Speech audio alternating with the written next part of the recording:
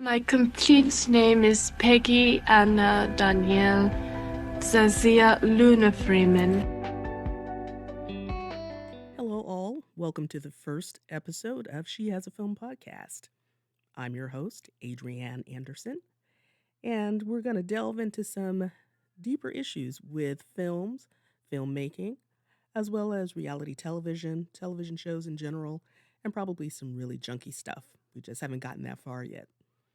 But this first episode, we're going to talk about model and actress Donyale Luna.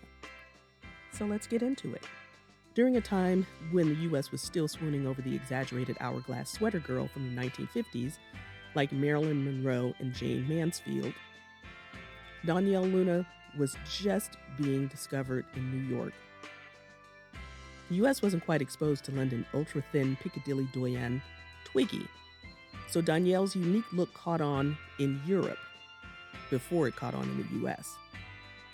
Like many of her predecessors, specifically African-American performers, actors, and modeling contemporaries, she found a new home in Europe as an exoticized jewel, but exoticized nonetheless. Well, director Nailah Jefferson and producers Melissa Kramer, Esau H. Harris, and Melanie Cherie have created a new documentary about Donyale's legendary rise and fall. Let's get into it. So you may be wondering, who is Donyale Luna and what makes her so spectacular? Well, Donyale Luna was born Peggy Ann Freeman in Detroit, Michigan. According to journalist Ben Aragundade for The Telegraph in the UK, Donyale was discovered by photographer David McCabe in 1964. He invited her to meet fashion photographer Richard Avedon and fashion illustrator Nancy White, who immediately sketched her for Harper's Bazaar January 1965 cover. She was the first black model for Harper's Bazaar, although the sketch or illustration that Nancy created for Harper's Bazaar, she wasn't really easily identified as African American. She just looked like your regular fashion illustration. She was lightened, so no one made anything of it until later on they found out that it was Donyale Luna. Following her rise in fashion, she became a muse for fashion photographer Richard Avedon during his tenure at Vogue, as well as becoming the first black cover model in London. Her face became the cover for many European fashion magazines like Paris Match. Donyale appeared in such films as The Campy Skidoo alongside Groucho Marx and Jackie Gleason. She was also in Carmelo Benet's psychedelic Salome, and best known for her ethereal role in Federico Fellini's orgiastic film Satyricon. What follows is a whirlwind that culminates in Europe, with her being fashion and film's new it girl, hanging out with the glitterati of the 1960s Europe, romances with people like actor Klaus Kinski, yes, that Klaus Kinski, and the Rolling Stones' Brian Jones and others. She also had 2 marriages. The last marriage actually produced one daughter named Dream. With Donyale's incredible rise, there were also incredible lows. According to The Cut's Kelly Goff, Donyale's husband Luigi Casaniga, who photographed her for Playboy, says that Donyale identified as mulatta. In the United States, we know that as a combination of black and white. He also said that she felt rejected by the black community and the white one. As you can imagine, during the height of the civil rights era, this may have caused some tensions in how others saw her. When director Otto Preminger was interviewed by the New York Times, this is what he said. It was not significant that he had hired a Negro for that role. According to him, any attractive woman could play it, he said. I just thought of Luna, a hunch. The color doesn't mean anything. Call a character God, and everything becomes a little unreal. His mistress happens to be a pretty Negro model, just like Luna has a German fiancé.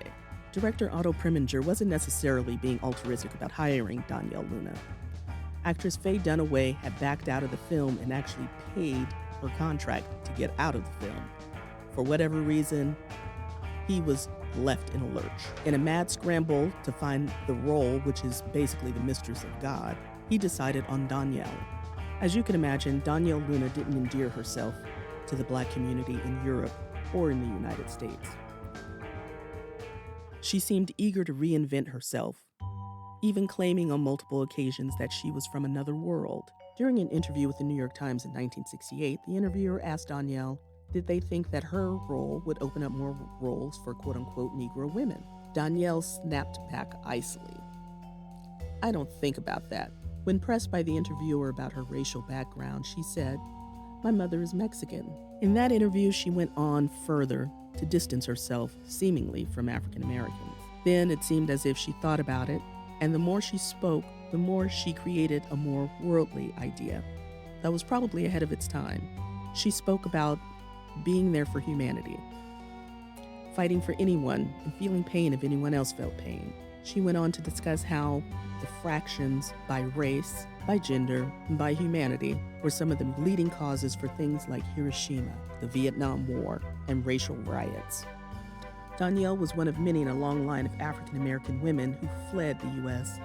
in search of their own beauty in another country, specifically Europe. Though it seems counterintuitive, some women balanced those expectations. Some people fed into the European idea of Black women, exotic, sexually desired, etc., while in Europe, African American women could take on indefinable accents and mysterious origins to glamorize their newly found exoticism.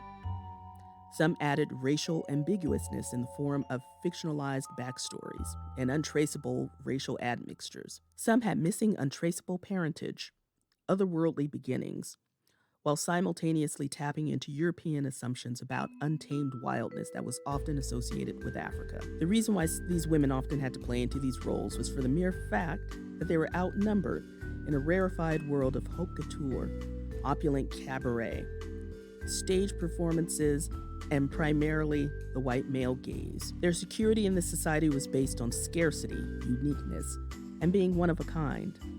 Unlike in the U.S., where African Americans were fighting against blatant Jim Crow and segregation, in Europe, they had more nuanced biases and had little reference for African Americans as a group outside of World War II.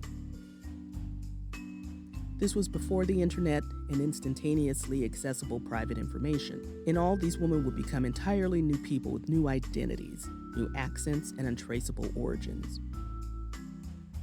With every new person they met, they would gain an openly, newly fascinated fan, and they could reinvent themselves all over again. Donyale was one of a long line of Black women in Europe who found more fame than in the U.S. Eartha Kitt, who was from South Carolina, Marpesa Dawn, who was born in Pittsburgh, Pennsylvania, Josephine Baker, Tina Turner, Nina Simone, and Vanetta McGee. Premiering September 13th at 9 p.m. is a new documentary by director Nailah Jefferson. The documentary is called Donyale Luna, Supermodel. In womeninhollywood.com, Ms. Jefferson was quoted as saying, "It's a dream to tell the story of Donyale Luna, an iconic woman whose legacy and magic deserve celebration. Black women's historical contributions have often been forgotten and distorted. I'm honored to have the opportunity to uplift Donyale's story and finally celebrate her brilliance." The project is the result of a joint initiative by American Black Film Festival and the production company Lightbox that's intended to, quote-unquote, foster diversity in documentary filmmaking and discover and support emerging African American directing talent. Hopefully you'll rediscover the magnificent Donyale Luna. She is not only an inspiration, but a cautionary tale. She is also a tragic footnote to how uniquely beautiful Black women in film and modeling are often expected to transmogrify into otherworldliness to be accepted for the thing that originally made them different in the first place, until they slowly lose sight of what they were in an attempt at acceptance. Be sure to watch the new documentary, Donyale Luna, Supermodel, directed by Nailah Jefferson, on HBO, premiering September 13th, 2023 at 9 o'clock p.m.